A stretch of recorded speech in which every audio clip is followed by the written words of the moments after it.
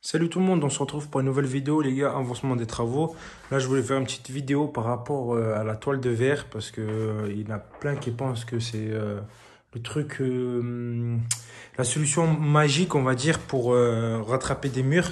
Certes moi c'est ce que je mets mais il a quand même pas mal de défauts. Regardez le mur, il était comme ça de base, tout dégueulasse, il y avait comme ça s'appelle de la tapisserie. Déjà j'ai mis 2 jours, un bon 2 jours pour retirer toute la tapisserie. Je vous conseille ce produit que j'ai acheté chez Castorama. Enfin, on en trouve un peu partout dans tous les gros magasins. Et grâce à ça, vous pourrez détapisser vos murs. Vous mélangez ça avec de l'eau. De toute façon, hop, c'est écrit ici. Attendez. Voilà. Il y a une jauge, pardon, et du très rouge au très rouge, il faut mettre 7 litres d'eau. Avec près, de toute façon, sinon, il faut juste lire bêtement ce qui est écrit dessus. Voilà, du coup, j'ai mis 2 jours à peu près. Ikel qui a retiré toute la tapisserie et tout, et a retiré toute la colle. En fait, c'est ce qui est dur à retirer, c'est la colle. Et après, ça laisse quand même des petits résidus comme ça là. Vous voyez le sol, vous avez vu le sol comment il est après. Et ça a mis extrêmement du temps pour rattraper le mur correctement. Donc la tapisserie, si vous voulez acheter une maison qui est full tapisserie, les gars, ben dites-vous qu'il y a énormément de boulot. Parce qu'on s'y attend pas, mais il y a énormément de boulot. Du coup, ensuite, j'ai collé ça. Moi, j'ai choisi de la toile de verre lisse. Voilà. Ça existe aussi en pas lisse, si j'en ai dans le couloir. Enfin bref, vous connaissez. Et ça se pose assez facilement quand même. On va dire, il faut juste bien poncer le mur pour qu'il soit lisse. On met la colle qui est ici, hop, je la pole, je fais les contours au pinceau et je l'étale avec au rouleau tout simplement. Hop, de la même marque que j'ai acheté aussi à Castorama, pour lisse, c'est bien écrit pour lisse.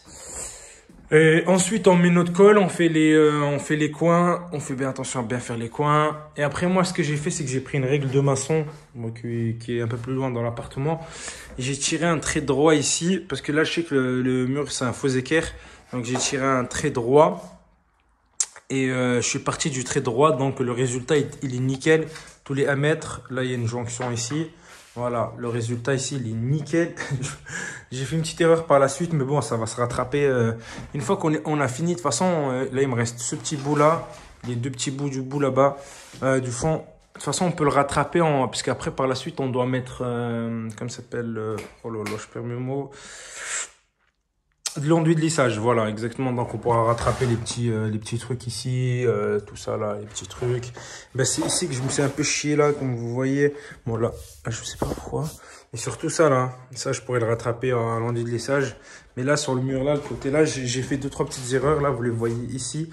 Ici, c'était nickel parce qu'en fait, ce que j'ai fait, c'est que pour aller plus vite, parce qu'il faut que je sorte l'appartement assez vite quand même, on va dire, il faut vraiment pas y aller vite, c'est qu'il y avait un trait droit ici, la même chose que j'ai fait de l'autre côté, sauf qu'ici je l'ai fait moi-même, du coup le résultat il était nickel. De l'autre côté, je me suis dit, ben, pour gagner du temps, je vais prendre l'ancien trait qui a été fait par l'ancien artisan, qui a posé la tapisserie. Je me suis dit, le mec, il a fait un trait droit. Donc, je me dis, je pars du trait droit et j'enchaîne, quoi. Mais finalement, en fait, son trait, il était vraiment pas droit. Donc, finalement, la deuxième tapisserie, vous avez vu, j'ai manché un tout petit peu là-bas. Donc, elle est sortie un peu, mais celle-là, la troisième, elle est vraiment de travers un peu. Et du coup, forcément, pour chasser les bulles, c'était beaucoup plus compliqué.